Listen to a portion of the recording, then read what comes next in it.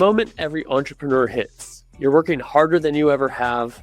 The calendar is packed, but the inbox feels endless. That to-do list never gets shorter, and somehow the business still isn't growing the way that it should be. But the problem isn't effort. The problem is leverage. Welcome to the Leverage Podcast. I'm your host, John Davidson, and every week I'm sitting down with founders and top performers who have found that lever. The hire, the system, that mindset shift that changed everything. This show is for the business owner who's ready to stop being the bottleneck and start being the architect. Let's get into it. Welcome to another episode of the Leverage Podcast. I'm your host, John Davidson, and I am pleased to be joined by Julia Boland. She's the principal of the Boland team at Corcoran, and she is based in Manhattan. Thank you for joining me today, Julia. John, thanks so much for having me. Absolutely. I am so excited to dig into your 25 plus years of real estate here. But before we get going, for those listening who they're thinking, I'm looking for a place to live, Manhattan, maybe. What makes Manhattan a great place to live? Wow.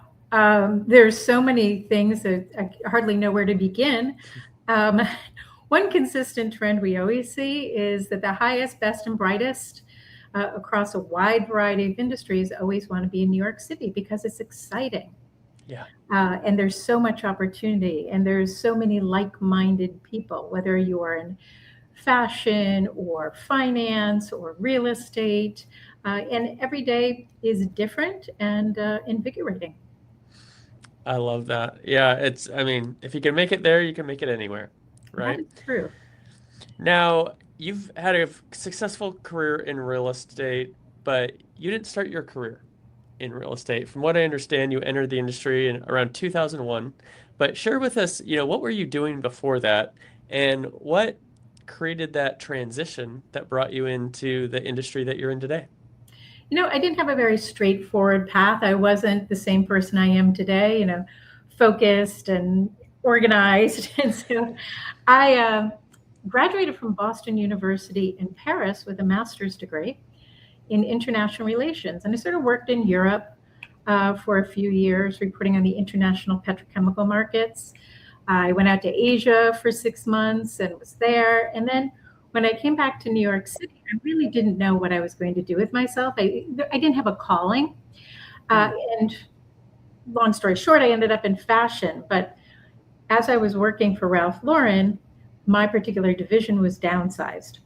Now, at the time, I had been going out to the Hamptons, doing a sort of like a share with one of my friends. And the house was owned by a guy whose sister was an agent at Brown Harris Stevens. And I used to organize like all these barbecues and cookouts, and she was very impressed with my networking ability. So she invited me to join her team within 24 hours of me losing my job. And I just felt like it was a sign. This is what I'm supposed to be doing. And I remember calling my dad and telling him, and he was like, "Oh yeah, that's exactly what you should be doing." Oh, wow. Now, did he have a real estate background, or do you just see those things in you that made him feel like that was a great spot for you to be in? I think he just saw those things in me. No, he's a retired attorney. Yeah. Well, so you have this great networking ability. You're clearly outgoing person. You're easy to speak with and a great listener. For those who are looking to get into the industry, beyond those obvious traits, what should somebody be aware of that will help them succeed in real estate? I think the important thing to know is it's an eat what you kill industry. Like, it's very rare that you're going to find a paid position as an agent. If you do, you're on site, and those positions are coveted and hard to come by. So I think that's the hardest thing for most people, is to realize you're living on commissions only. Yeah. Now, if you have a plan for that, you have some savings set aside, you have a plan for how am I going to get business, then it can be a very, very rewarding career. But the first couple of years can be tough. I've got a young guy on my team now who just joined. He worked for Vogue magazine for 4 years. He was in charge of the covers. You can imagine that was like, working for Anna Wintour. And now I see these skills of professionalism and follow through that he's bringing with him. And those are very, very beneficial to his real estate career. And he has a background in real estate. He's bought and sold properties. So if you're coming from an area of strength like that, I think you can do well. The industry is not as forgiving as it was to young agents as when I entered 25 years ago because so much has changed. Mm. Yeah, that's a really strong point there. Now, as you're starting to get into this industry and you're networking up a storm, you're building relationships. Of course, you had some relationships from, being in the area and your previous role, but how were you able to effectively build a reputation that made people want to trust you, willing to, dive in with the most important decision really that they're making in their lives in purchasing a home? Honestly, it's deal by deal. Mm-hmm. And so much of my business now is referral. So people say, oh, use her. She's good. My friend had a good experience. And that's the other thing that takes time to build up. But if you're already coming in with a reputation amongst your sphere of being honorable and trustworthy and you follow up, just something as simple as following up on a regular basis and quickly really builds confidence. I can't tell you how many agents, unfortunately, just drop the ball. Yeah. Well, they say the fortune's in the follow-up, right? Yeah, I was guilty of that when I was younger as well. So I get it. Certainly, I don't know. Yeah. Well, so you started in real estate. How was that first year or two for you? Were you like a fish swimming downstream, like I found my calling, or was it a little bit of a No, struggle? not at all. It was a lot to wrap my head around, and mainly because I had never bought or sold property before. My rental process even was very, very easy. I arrived in New York City. My cousin worked for a company. They had an apartment. She's like, "Oh, my cousin will rent it," and so very different rental market than we have today.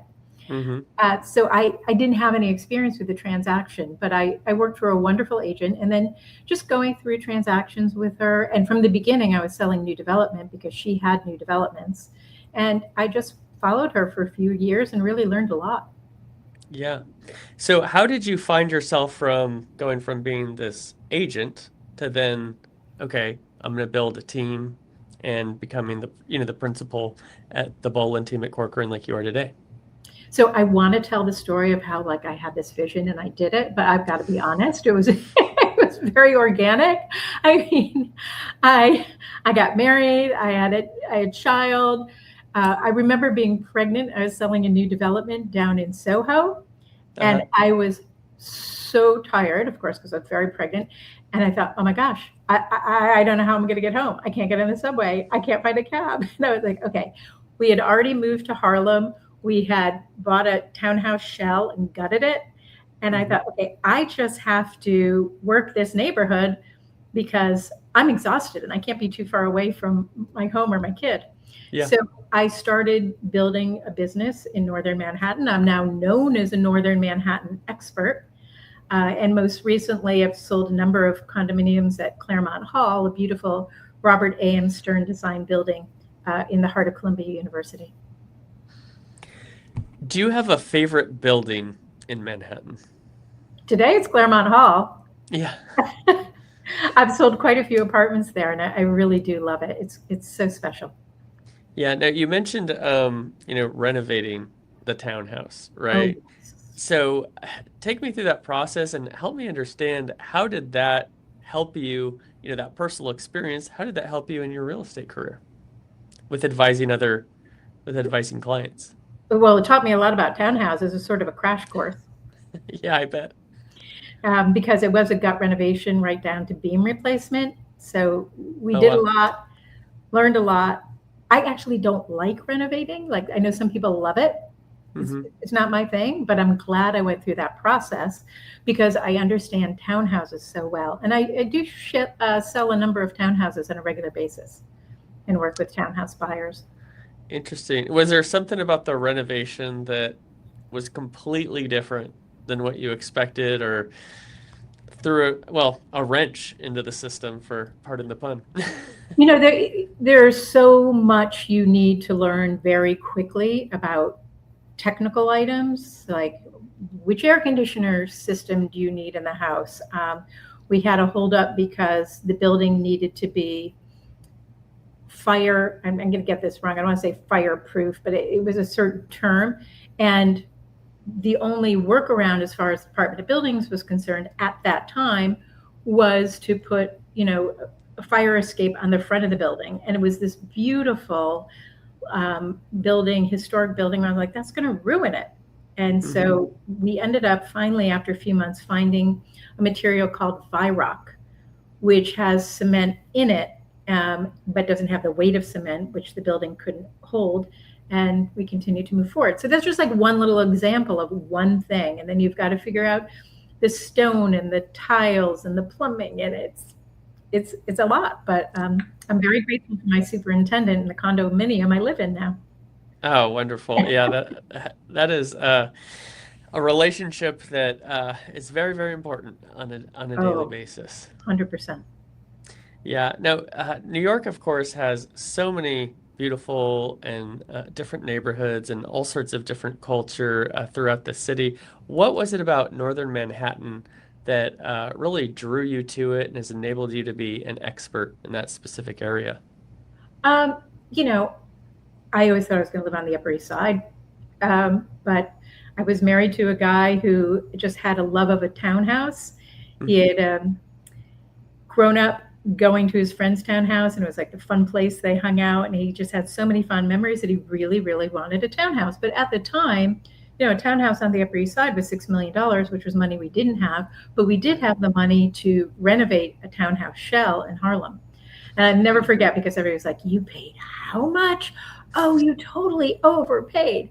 Yeah. And then like 3 years later, the prices were double, and you couldn't even find. Now today it's almost impossible to find a townhouse shell. They've pretty much all been renovated. They rarely come up. Yeah.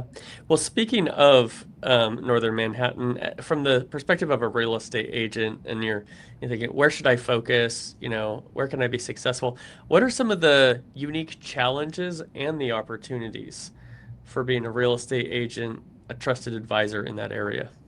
Well, the best thing to do is always start where you live. What neighborhood do you know? Because you can start speaking on it, with some expertise. Like, okay, I know this block, or I know these buildings. Here are the great coffee shops. Here are the great restaurants. Here are the services. And so when you can talk about the neighborhood with some real life experience, it begins to make you the expert. Yeah, that makes a lot of sense, because you're walking down those sidewalks yourself. You're going to that park. You're going to that restaurant. Which streets to avoid, which, the traffic is bad over here at what time, and, all of that. The place that has the best bagels in the city, for example. And here's where you can find parking. Most importantly. Yeah. Well, I want to take you back to, building a team. And so for those listening and watching who have not yet built a successful team, but are, looking ahead in their career as a goal, what is your advice to those, establishing their own brokerage and building a really successful team? So I think a big part of it is you have to be very honest with yourself about who you are and how you're going to show up for your team members. So, for example, I don't go into the office a lot, but my teammates know that they can count on me one day a week being in the office. I mostly work from home because I get so much more done. They also know that they can contact me anytime, and I'll be there to answer their questions. Now, somebody else might say, okay, I love being in the office. I'm going to be in the office 5 days a week, and I want to run seminars. So you have to start with who you are and then build the team from that, because otherwise I think you will not only be miserable, and it won't be fun for you, and you won't be at your best giving your best advice and help to those people who need you to grow.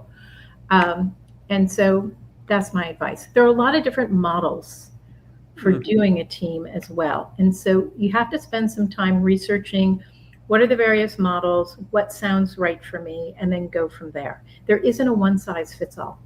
Mm. Yeah, that's great insight. Really customize it to exactly what your needs are and what your strengths are, Yeah. right? And Go if I ahead, can add a little something on that. please. So recently, I just published a book, Buying Smart in New York City, An Insider's Guide to Condo and Co-op Buying. And once I did that, I realized that I had a platform to share with newer agents. And now I am licensed by the state to teach a course at the Real Cool. Estate Board of New York for continuing education, which I'll do based on my book. And I suddenly realized, like, okay, I have a lot to give to newer agent to teach them how to build their business. And so now I am recruiting, but it has to be the right fit and the right person because I don't want them to be unhappy. And I like Right. to tell them exactly what I can and cannot offer. Absolutely. Yeah, that team that fit on the team, both for the individual and also for the leader, is crucial to success of the company. I'm curious, first of all, when did you publish your book? This past March. Fantastic. Well, congratulations on that. Thank you. How has being an author and having your thought leadership out there on the bookshelf, how has that impacted your business? I think it's actually done quite well for my business. And it started before the book. I write a weekly blog, and I started writing 3 years ago. Hmm. And now I have a really good following, not only on Substack, but LinkedIn. I post it every Monday on my blog, on my website. And people have actually turned to me on a regular basis now to say, thank you so much. I love what you're reading. There's actually an executive at Corcoran who said to me, when I want to know what's going on in real estate, I read Julia's blog. What a Because great compliment. he's so busy with administration, like he doesn't have time to delve into the details of what's happening. So, for example, the pied-à-terre tax just passed, and Right. that was a really big deal. So I wrote a blog trying to explain it and demystify a lot of it. Of course, the pied-à-terre tax is now on pause, but if anybody wants to know what it is, it's there on my blog. That's right. And how can people find your blog? It is the Boland team, BOLAND team, NYC.com. Perfect. Makes a lot of sense. Um, for those who are business leaders who are evaluating writing a book themselves, it's something that's very popular. You reach a certain level of success, and it's like, okay, now I want to share all that I've learned, and a book is a very popular way to do that. Now that you've gone through the process of writing and publishing, what advice would you give to other business leaders who are considering writing a book themselves? It's harder than you think, but it will make you better at what you do. So it really focused me and made me really think deeply about the process and how I work. And one of my most popular blogs over the past month or so was how writing made me a better real estate agent. Yeah. And I had a lot of comments on that. People really liked it, and it was true. It was so much more work than I thought it would be, but I'm glad I did it because it's opened up new opportunities and new doors for me, such as teaching at the Real Estate Board of New York. And I would say do it. Just be prepared. Yeah. Oh, and I did self-publish, and here's the reason. I could never get a national publisher to pick up such a narrow topic. Because it's just about how to buy in New York City. Now, Yeah. I have seen other New York City real estate agents who are successful write books, and I can tell they probably wanted to do that, but they couldn't get a national house to pick them up, so they ended up doing a broader topic. Interesting. Yeah, there were years ago, I was considering writing a book, and I talked to a number of different publishers, and the model has kind of flipped because people don't buy books quite in the same way that they did back in the day, right? Yeah. With all our various media channels. And so now I'm not some household name, and so, perhaps somebody else would have had a better opportunity, but they basically were saying, hey, if you give us X amount of money, which is a lot, if you pay us to publish the book, you get to keep all the royalties, John. look, you, and I was like, yeah, if you thought I was going to sell any books, you'd want some of those royalties yourself. And so I was working with a coach, and she did open my mind of, hey, self-publish. And what she recommended was apparently Amazon has a pretty clear way to self-publish so that you don't have a bunch of books in a spare bedroom somewhere and Right. they're kind of printed on demand. Was that the route you went, or was there another way of self-publishing that you took advantage of? So I went through a company called Gatekeeper Press, and I can highly recommend them. They were excellent. And there were points where, Fantastic. frankly, I wasn't very easy because I was nervous. For example, the book cover went through so many iterations. Oh, I bet. And ultimately, I came back to what they had originally proposed. But they have a great streamlined process. Now, yes, I did pay a significant amount of money, but I did it intentionally knowing this is a lead generation vehicle. And quite frankly, I much rather pay that lead generation to me and getting my book out there and on my website than I would to any third party portal. Yeah. I am not a fan of third party portals. We all know who they are. That's right. Yeah. Yeah, that's a great perspective too, because it's what is my goal for the book, right? Mhm. And so a lot of people think, oh, my goal for the book is to sell a bunch of books and get rich from the books. No. But the secret is the book is the hook Yes. that then enables you to do the other things. Also, you now have the title of published author, and Correct. there's a perception that goes around along with these things, and it opens more doors for opportunity than you would have otherwise, it sounds like. Yes, and I would argue that that perception is well deserved because, as I said before, when I wrote the book, I became a better agent. That's right. It's similar to the way that, they say when you teach something, you learn it twice, or, Yeah. you learn it more deeply. And so that's essentially what you're doing when you're, writing everything out, right? I bet you True. just, yeah, understood it at a deeper level. Well, I want to get more into some of your insights based on your incredible career. But before we do that, let's listen to a short commercial from our sponsor, Sphere Rocket.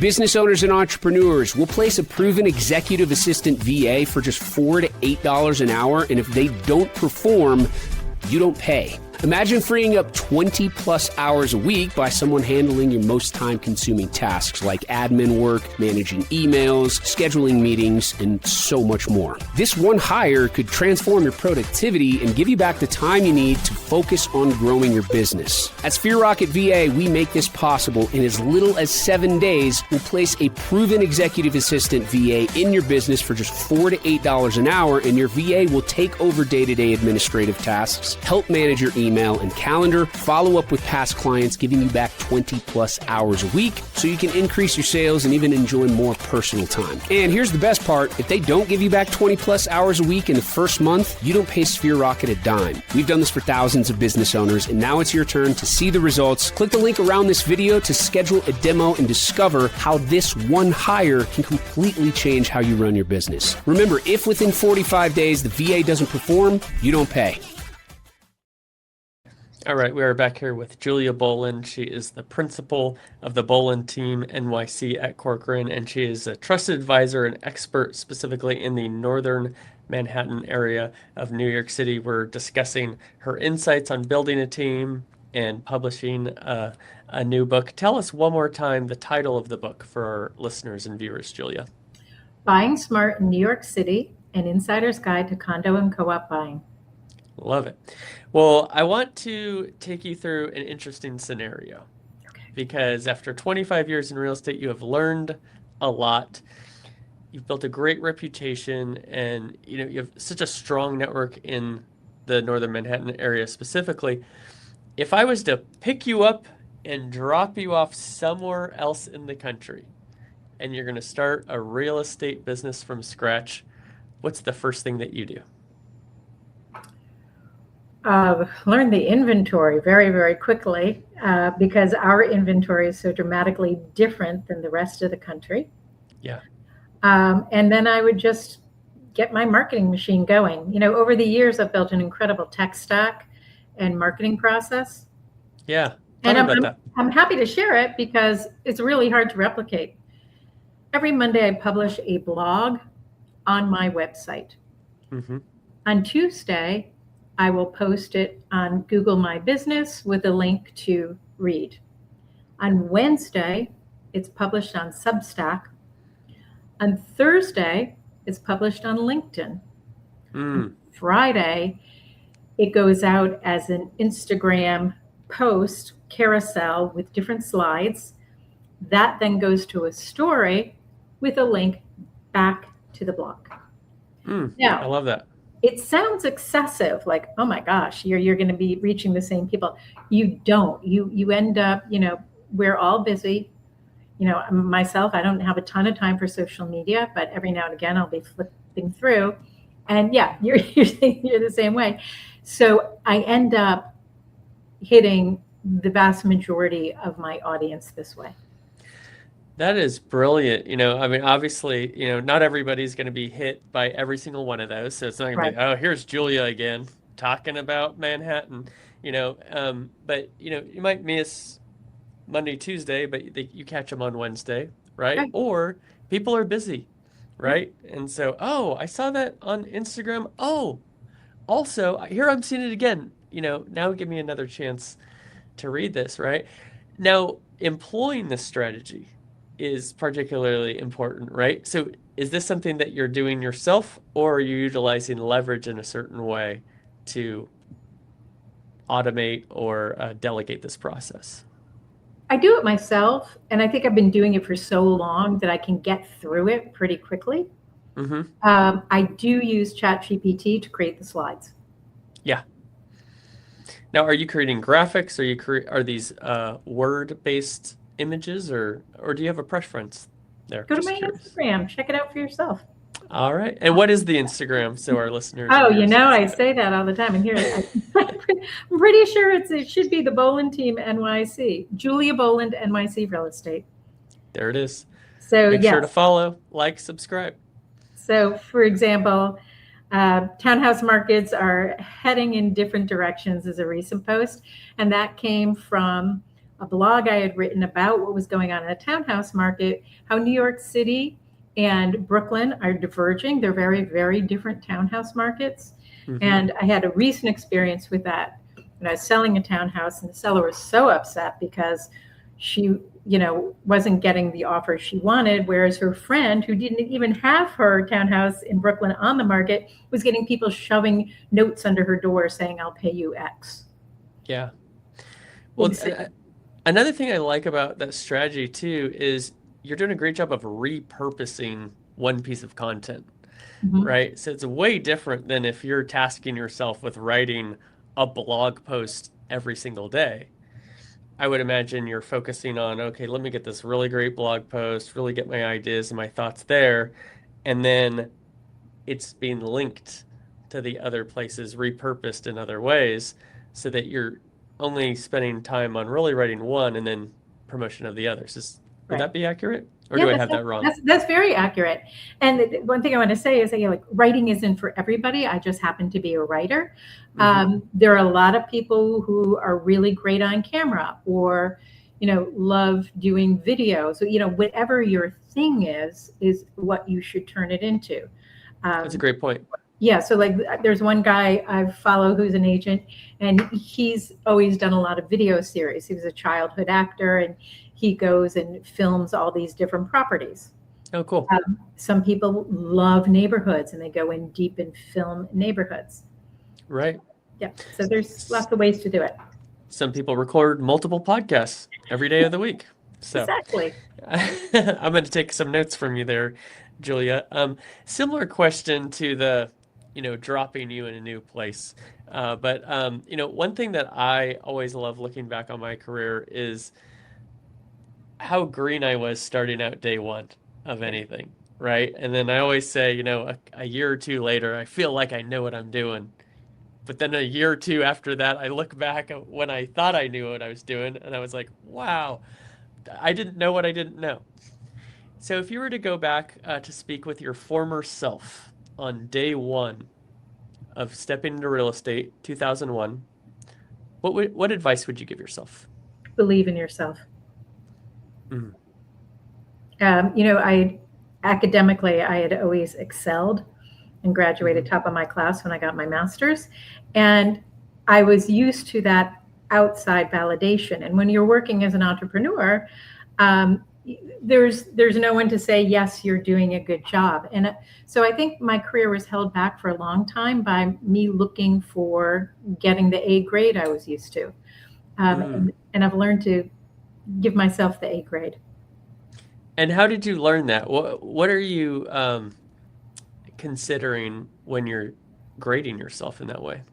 So I think writing the blog, starting 3 years ago, was a big part of that. Where I was like, I was working with an editor at the time, and he said to me, you have a different point of view and a voice. You're saying things that no one else is saying about New York City real estate, and I think it's really important. Yeah. And of course, you don't realize that you have something special to offer.